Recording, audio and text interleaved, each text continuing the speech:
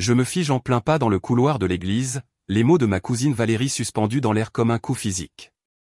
14 000 € pour un cadeau de mariage? Tu es une sœur tellement incroyable. La carte cadeau dans mon sac à main me semble soudain être une brique contre ma hanche. 4 500 €, 2 mois d'économie prudente, de déjeuner budgétisé à mon bureau, d'annulation de mes escapades de fin de semaine. Mes doigts se crispent instinctivement autour de la sangle de mon sac. Valérie se retourne, sa coupe de champagne s'inclinant dangereusement alors qu'elle m'aperçoit. Ses yeux s'écarquillent, ses lèvres formant un parfait « oh » de surprise. Oh. C'était censé être une surprise. Ma formation en relations publiques prend le dessus avant que mes émotions ne puissent me trahir. J'étire mes lèvres en ce que j'espère être un sourire, bien que mon visage semble rigide, déconnecté de la tempête qui gronde en moi. Ne t'en fais pas, je parviens à dire, ma voix plus assurée qu'elle n'a le droit de l'être. Ce genre de choses finit toujours par se savoir. Valérie sourit, soulagée, et me serre le bras. N'empêche, quel cadeau généreux. Chloé a tellement de chance de t'avoir. Le monde se rétrécit autour de moi alors que je hoche la tête, murmure quelque chose d'approprié et continue d'avancer dans le couloir sur des jambes soudainement de plomb. 14 000 €, pas 4 500. 14 000 €. La porte des toilettes semble incroyablement lourde alors que je la pousse, m'enfermant dans la cabine la plus éloignée. Mes mains tremblent violemment maintenant. Plus de public devant lequel jouer la comédie. Je tâtonne pour trouver mon téléphone, ouvrant mon application bancaire. Le solde se moque de moi, le résultat de mois d'heures supplémentaires et de sacrifices. Le reçu de la carte cadeau se trouve dans mes courriels, le numéro de confirmation et le montant en lettres noires et grasses, 4 500 €. Un souvenir refait surface. La voix de ma mère, décontractée et cinglante lors du brunch de dimanche dernier. Tu sais, avec ton salaire en relations publiques, tout le monde s'attend à quelque chose de substantiel. La façon dont elle avait insisté sur « substantiel », comme si mon cadeau prévu n'était que de la menue monnaie. Chloé, ma parfaite petite sœur, acquiescent. La sœur de Juliette lui a donné 18 000 € pour son mariage. Ça doit être bien d'avoir une famille aussi généreuse. Le regard dédaigneux qu'elles avaient échangé quand j'avais mentionné mon cadeau de 4 500 €. Le cadeau qui représentait des semaines de travail de 60 heures et des invitations déclinées pour économiser chaque centime. Mon cœur bat la chamade dans mes oreilles. La sueur perle sur mon front tandis que la vision en tunnel me menace. Je plaque mes paumes contre le métal froid de la porte de la cabine, me forçant à respirer profondément. Une inspiration. 2. 3. Dans le miroir au-dessus du lavabo, mon reflet me dévisage. Amélie Dubois, 31 ans, spécialiste en relations publiques à succès, fille fiable, sœur généreuse. Mon maquillage est impeccable. Ma robe bordeaux est sans un pli. Mon sourire est exercé et plaisant. Mais quelque chose de nouveau brûle dans mes yeux maintenant. Une fureur contrôlée, qui couve sous l'extérieur calme. Je plonge la main dans mon sac et retire la carte cadeau de son emballage élaboré. Le ruban argenté que j'avais passé 20 minutes à perfectionner est maintenant écrasé entre mes doigts. 14 000 €. Ils avaient dit à tout le monde que je donnais 14 000 €. Ce n'est pas la première fois. Des images défilent dans mon esprit. Le chèque que j'ai fait pour le dernier semestre d'université de Chloé quand elle a décidé d'étudier à l'étranger. Le prêt pour les réparations du toit de mes parents qui n'a jamais été mentionné à nouveau. Les factures médicales après la petite chirurgie de papa l'année dernière qui sont devenues ma responsabilité. Chaque fois, le même schéma. La mention désinvolte de leurs besoins. Les références appuyées à ma bonne fortune dans ma carrière. L'obligation implicite. La gratitude qui n'a jamais tout à fait correspondu au sacrifice. L'eau éclabousse mes poignets alors que je me lave les mains avec une précision mécanique. Je m'éponge le visage, réapplique mon rouge à lèvres et redresse mes épaules. Pas cette fois. J'entre dans le dîner de répétition d'un pas mesuré, balayant la pièce du regard jusqu'à ce que je les repère.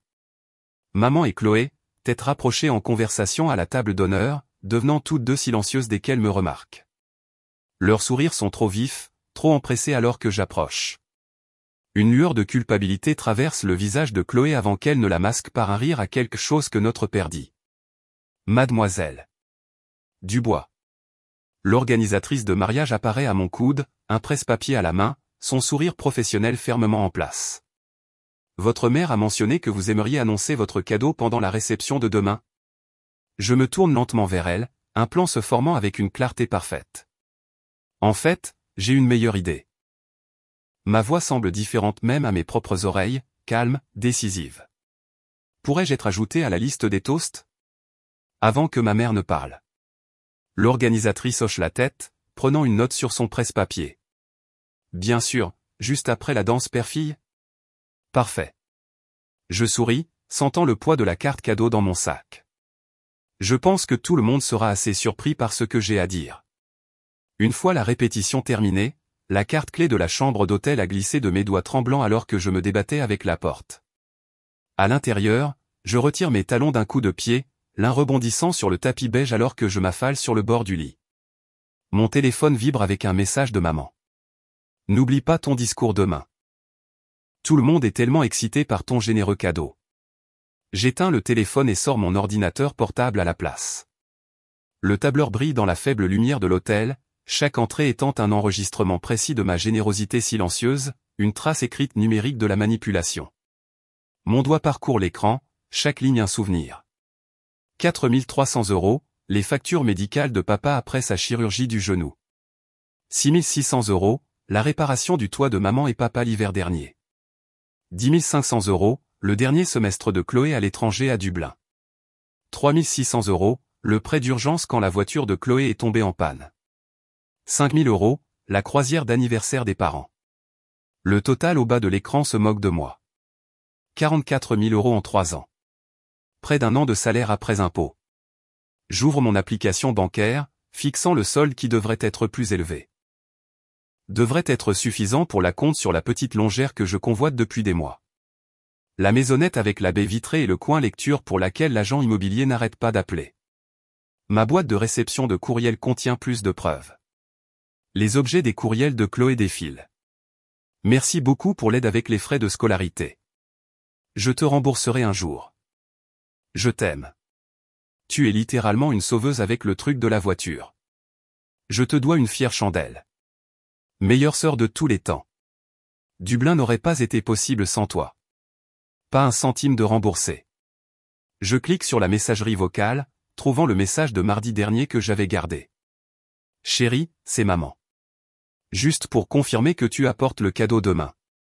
Nous parlons à tout le monde de ta généreuse contribution.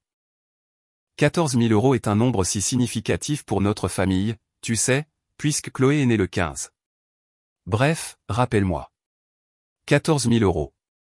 Le montant précis qu'il savait que je ne pouvais pas me permettre sans vider mes économies. Le téléphone de l'hôtel sonne, me surprenant. Je réponds par réflexe. Tu ne réponds pas à ton portable. La voix de Claire résonne, claire et féroce. Que s'est-il passé à la répétition? Ils ont dit à tout le monde que je donnais 14 000 € à Chloé. Ils ont fait quoi?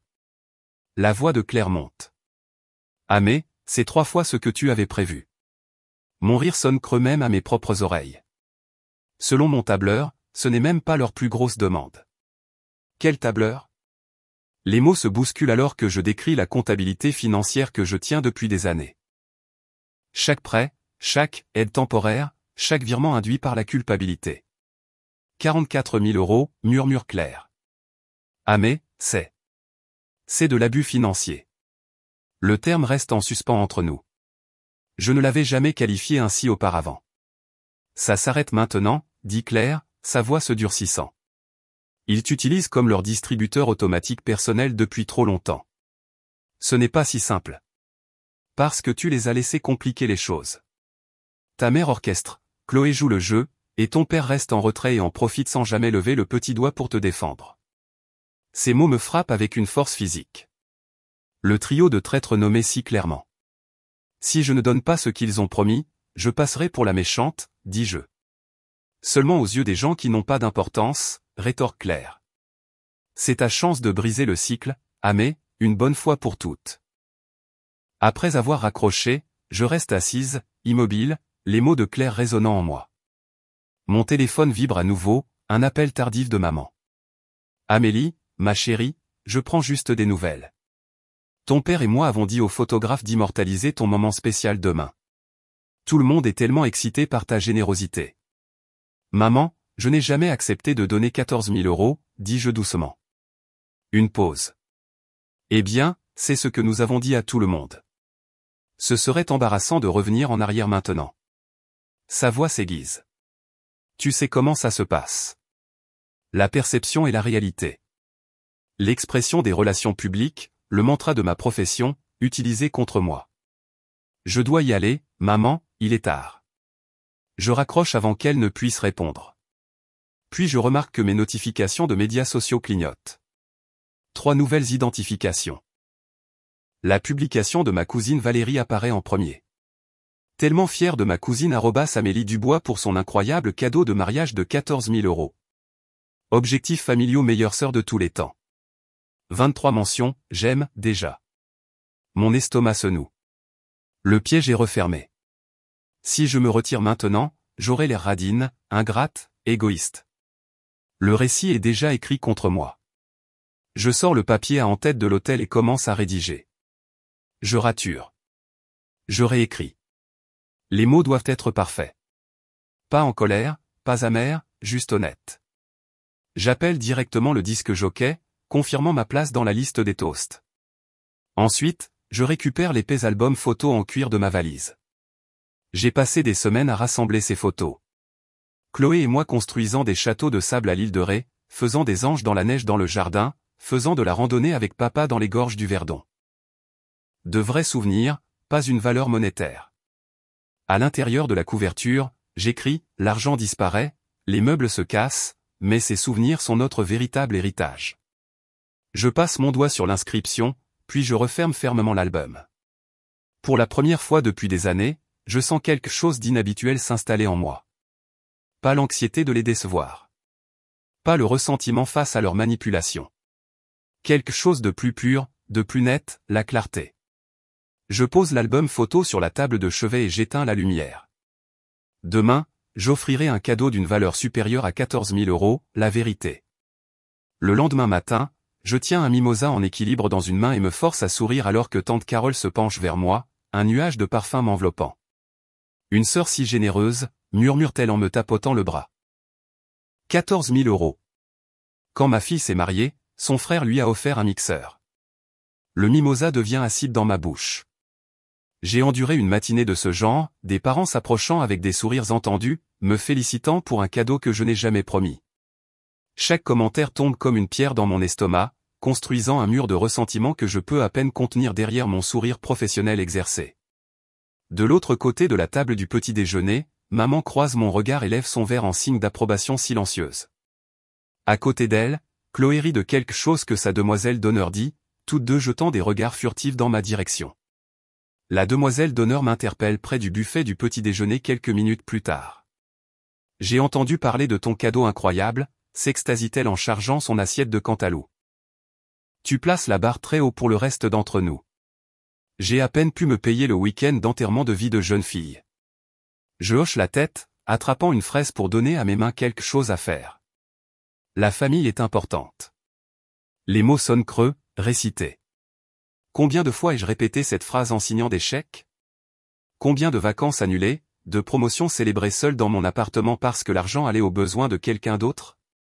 Au salon de coiffure, maman tient le haut du pavé parmi les demoiselles d'honneur, sa voix portant à travers la pièce.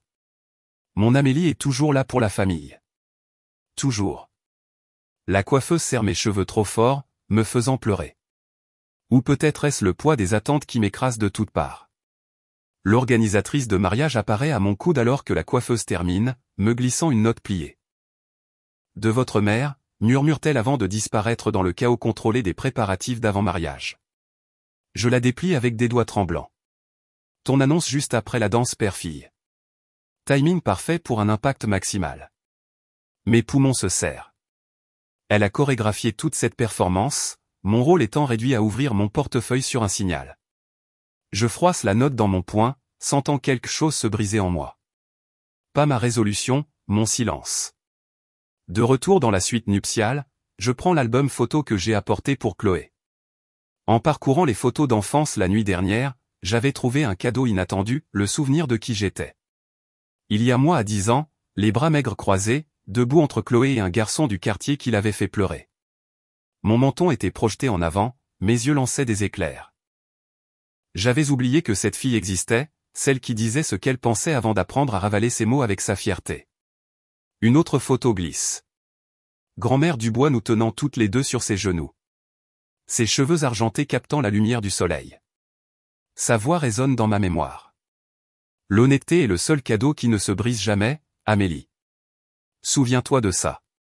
Je touche l'image, sentant la vérité de ces mots me brûler les doigts. Mon silence n'a protégé personne, il n'a fait que permettre des années de prise, d'attente qui grandissent à chaque reddition tacite. La porte de la salle de bain s'ouvre et maman apparaît dans le reflet derrière moi. Nos regards se croisent dans le miroir, ses lèvres parfaitement dessinées se resserrant au coin. Te voilà. Tout le monde attend. Elle ferme la porte, bloquant la sortie. J'ai parlé des 14 000 € à tout le monde, Amélie. Ne nous mets pas dans l'embarras. Les mots restent en suspens entre nous. La première fois qu'elle a énoncé le mensonge directement en face de moi. Je me tourne lentement, l'album photo serré contre ma poitrine comme une armure. Je n'ai jamais accepté ce montant, maman. Ses épaules se raidissent, la surprise vacillant sur son visage avant de se durcir en quelque chose de plus froid. Ne sois pas difficile. Tu gagnes plus qu'assez pour te le permettre. La famille passe avant tout. Oui, le mot sort plus fort que prévu. La famille passe avant tout. C'est pourquoi je fais ça. Faire quoi? La suspicion rétrécit ses yeux. Je la dépasse en direction de la porte. Être honnête. Mon téléphone vibre avec un message de Claire. Quoi qu'il arrive, je suis fier de toi. La vérité a toujours raison. Le photographe me surprend dans le couloir, l'appareil photo cliquant sur mon expression. Ce qu'il voit le pousse à baisser son objectif et à hocher la tête avec quelque chose qui ressemble à du respect. Celle-là, c'est une bonne prise, murmure-t-il. Oncle Guillaume me croise en route pour la cérémonie, sa main burinée serrant mon épaule. Tiens-toi droite, Amélie, dit-il doucement. Certaines tempêtes doivent éclater. Il a toujours vu clair dans la dynamique familiale, reconnu les courants sous-jacents tandis que tout le monde admirait la surface. Son soutien me stabilise alors que je m'approche de la table du disque jockey et lui tends ma fiche de discours révisée. Avant la mère de la mariée, dis-je fermement. C'est une surprise. Le disque jockey étudie mon visage, puis hoche la tête. Compris. La cérémonie se déroule dans un flou de dentelle blanche et de promesses. Je me tiens à côté de ma sœur, tenant son bouquet, me demandant si elle voit l'ironie. J'ai porté des choses pour elle toute notre vie. La réception commence avec du champagne et des rires. De l'autre côté de la pièce, maman ajuste la cravate de papa, lui chuchotant à l'oreille. Elle est radieuse dans sa gloire de mère de la mariée, acceptant les compliments et dirigeant les serveurs avec une efficacité exercée. Toutes les quelques minutes, ses yeux me trouvent, s'assurant que je suis toujours en place pour mon rôle assigné. La danse père-fille se termine sous les applaudissements. Maman commence à se diriger vers le micro, son chemin clair dans son esprit, mais la voix du disque jockey perce le silence qui s'installe. Et maintenant, avant d'entendre la mère de la mariée, Amélie Dubois aimerait dire quelques mots. Maman se fige en plein pas, sa coupe de champagne s'inclinant dangereusement. Sa tête pivote vers moi, ses yeux s'écarquillant d'alarme. Je me lève de ma chaise, les jambes stables sous moi. La salle se tait alors que je m'approche du micro, sentant le poids de l'attente et de la confusion onduler à travers la foule. Mon cœur bat la chamade dans mes oreilles, mais mes mains restent immobiles, ne tremblant plus. Pour la première fois depuis des années, je me reconnais, non pas la fille arrangeante, non pas le distributeur automatique fiable, mais la fille sur cette photo qui savait comment tenir tête. Je prends le micro, croise le regard stupéfait de ma mère à travers la pièce et souris, non pas le sourire professionnel exercé, mais quelque chose de réel et d'inébranlable. Derrière maman, papa s'agite mal à l'aise sur sa chaise. Les doigts de Chloé se tordent sur ses genoux, sa nouvelle alliance captant la lumière.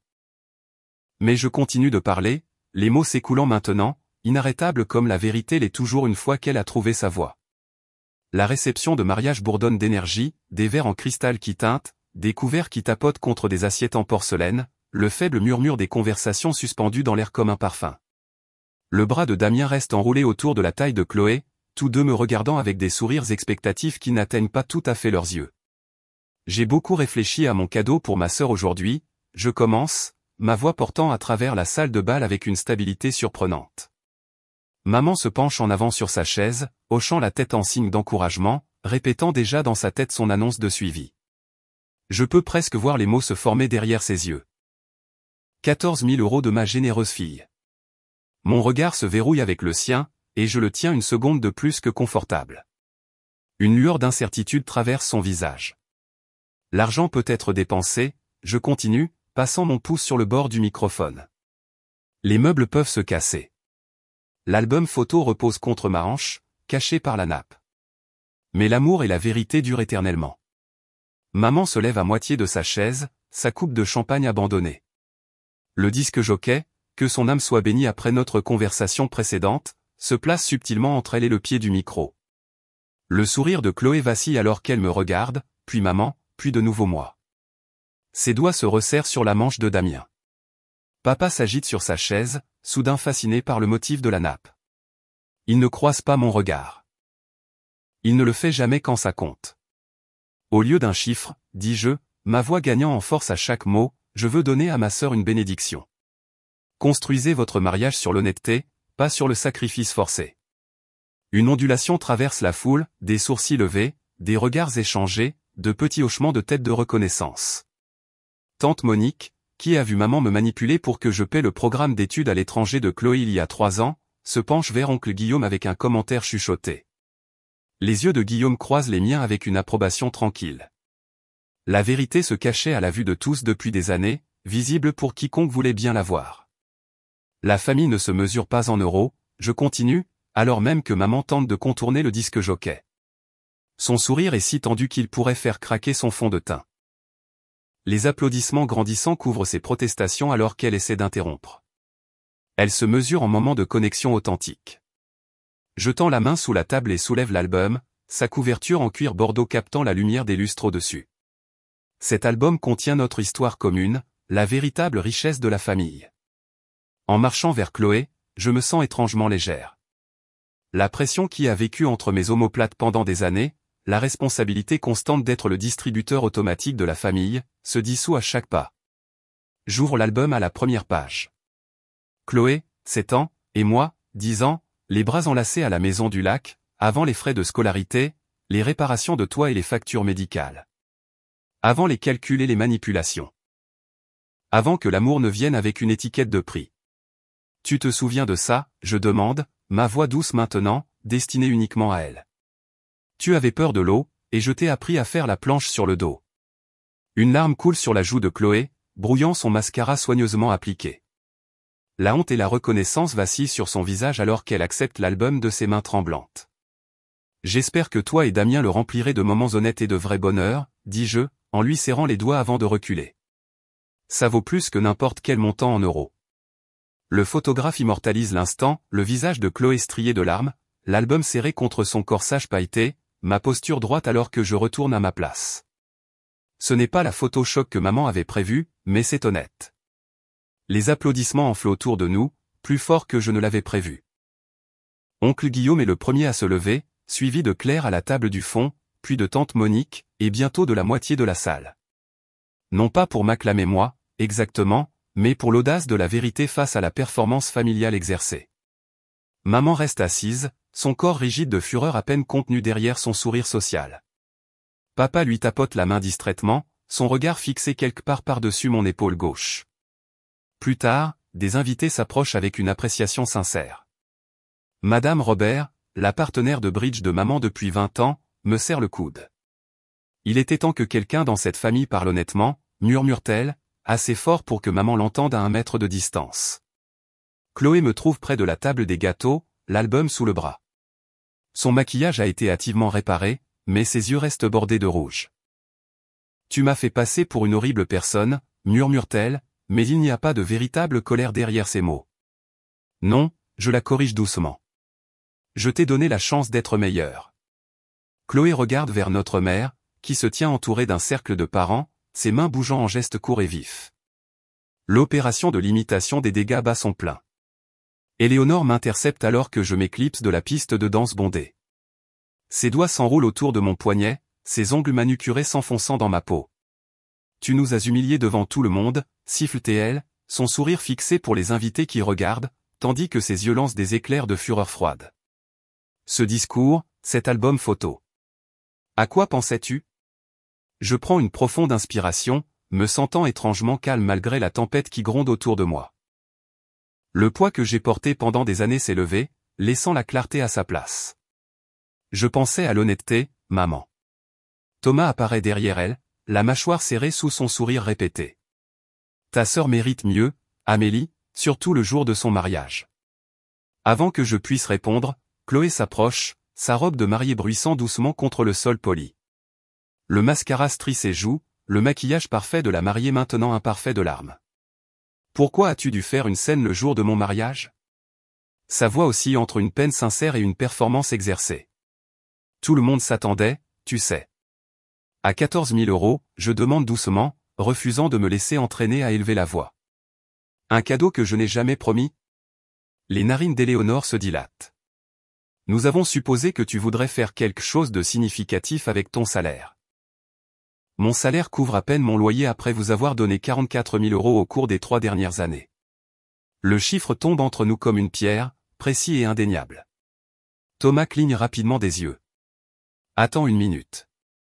Je plonge la main dans ma pochette et en retire une feuille de papier plié, le tableur que j'ai imprimé ce matin, chaque transaction méticuleusement documentée. Voici une comptabilité complète, les quotes-parts médicales de papa, les réparations du toit de maman, le dernier semestre de Chloé à l'étranger. C'est une affaire de famille privée, lance Éléonore, jetant un regard nerveux aux invités proches qui ont commencé à remarquer notre rassemblement tendu. Privé jusqu'à ce que vous décidiez d'annoncer un cadeau fictif de 14 000 € à toutes nos connaissances. Ma voix reste égale même si la chaleur monte dans ma poitrine. L'amour ne devrait pas avoir d'étiquette de prix. Oncle Guillaume s'approche, une coupe de champagne à la main. Son visage buriné se durcit alors qu'il surprend les protestations grandissantes d'Éléonore. Éléonore, la fille a raison, dit-il, posant une main rassurante sur mon épaule. Ça dure depuis trop longtemps. Madame Bernard, la partenaire de bridge de ma mère depuis 20 ans, s'arrête à proximité, son expression passant de la curiosité à l'inconfort alors qu'elle voit le masque d'Éléonore glisser. Vous ne comprenez pas, balbutie Éléonore, son sang-froid se fracturant. La famille s'entraide. Je suis d'accord, dis-je, ouvrant à nouveau mon sac, c'est pourquoi j'ai apporté ça. Je sors mon téléphone et ouvre la conversation par message avec Chloé d'il y a 2 semaines. Je le tiens de manière à ce qu'elle puisse voir l'écran. Maman dit que tu annonces les 14 000 € à la réception. Trop généreux, j'ai hâte, suivi d'une série d'émojis en forme de cœur. Le visage de Chloé perd ses couleurs. Je n'ai pas je pensais. L'organisatrice de mariage rôde à proximité, son presse-papier serré contre sa poitrine. Éléonore tente de la chasser d'un geste de la main, mais elle s'avance à la place. Madame Dubois m'a spécifiquement demandé de préparer cette annonce, dit-elle en s'adressant directement à moi. Elle m'a donné le chiffre exact et a demandé qu'il soit mis en évidence pendant les toasts des parents. J'essayais juste de rendre la journée de ta sœur spéciale, la voix d'Éléonore s'élève, attirant plus d'attention. À mes dépens, encore une fois. Les mots ont un goût différent maintenant, non pas amer, mais véridique, nécessaire. Chloé fixe le téléphone, puis l'album photo que je lui avais donné plus tôt. Elle l'ouvre lentement, ses doigts traçant les photos d'enfance. Amélie, 10 ans, se tenant protectrice à côté de Chloé, 7 ans, le premier jour d'école. Amélie adolescente aidant Chloé avec ses projets de science pendant que leurs parents rayonnaient pour la caméra. Ses yeux se lèvent vers Éléonore, quelque chose de nouveau naissant en eux, la compréhension, peut-être, ou la reconnaissance d'un schéma dont elle avait bénéficié sans le remettre en question. Maman? Le seul mot est lourd de sens, une question chargée de décennies de dynamique familiale non examinée. La façade soigneusement construite d'Éléonore s'effondre complètement. Ses épaules se raidissent alors qu'elle saisit son sac de soirée sur une chaise voisine. Je ne resterai pas ici à me faire accuser par ma propre fille, annonce-t-elle à quiconque l'écoute.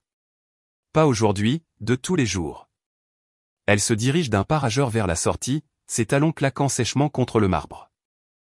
Thomas la suit sans croiser mon regard, sa retraite perpétuelle face aux conflits aussi familières que son eau de Cologne.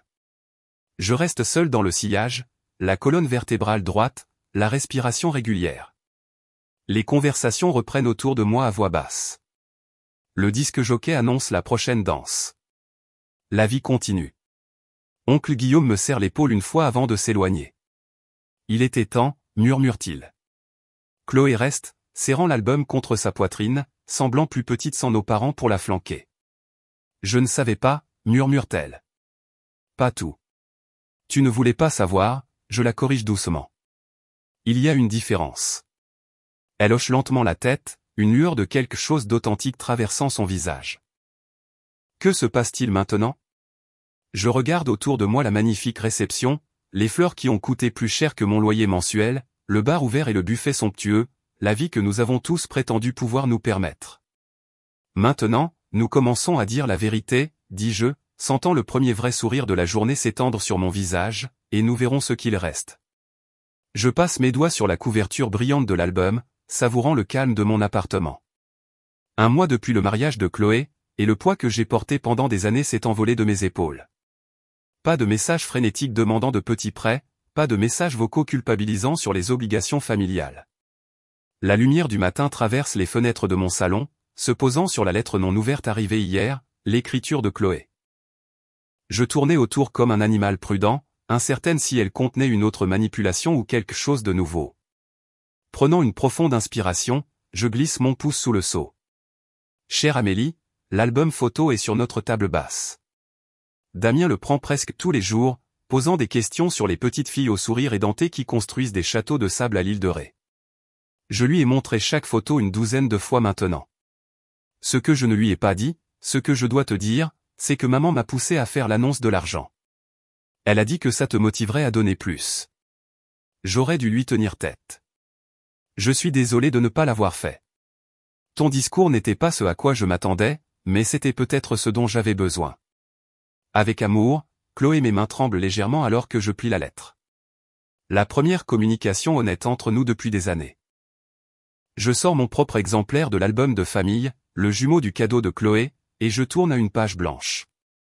Soigneusement, je positionne une nouvelle photo, Chloé me serrant dans ses bras après mon discours de mariage, son visage révélant une gratitude sincère plutôt que le sourire exercé que notre mère nous a appris. Pas parfait, mais réel. À côté, je laisse des espaces vides, de la place pour des relations honnêtes encore en formation.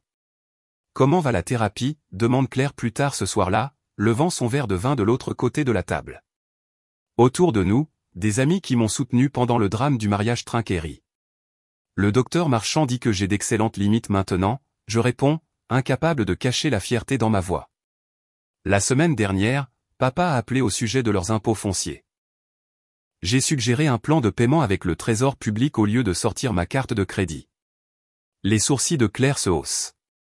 Et il m'a remercié pour le conseil au lieu de me faire sentir égoïste. Je secoue la tête, encore surprise. Des petits pas, à dire la vérité, même quand c'est difficile, déclare Claire, levant son verre plus haut. À dire la vérité, font écho nos amis. Mon téléphone vibre, le numéro de maman. Autrefois, cela m'aurait plongé dans une spirale d'obligations. Maintenant, je le mets en sourdine, prévoyant de rappeler demain, selon mes propres termes. Quand Jeanne, une collègue, mentionne les attentes de ses parents concernant l'aide pour les frais de scolarité de son frère, je partage mon expérience sans prêcher. Le soulagement dans ses yeux quand je valide son inconfort me rappelle mon propre parcours. Plus tard cette semaine-là, mon téléphone sonne pendant le déjeuner. Amélie? La voix de ma mère semble différente, moins autoritaire.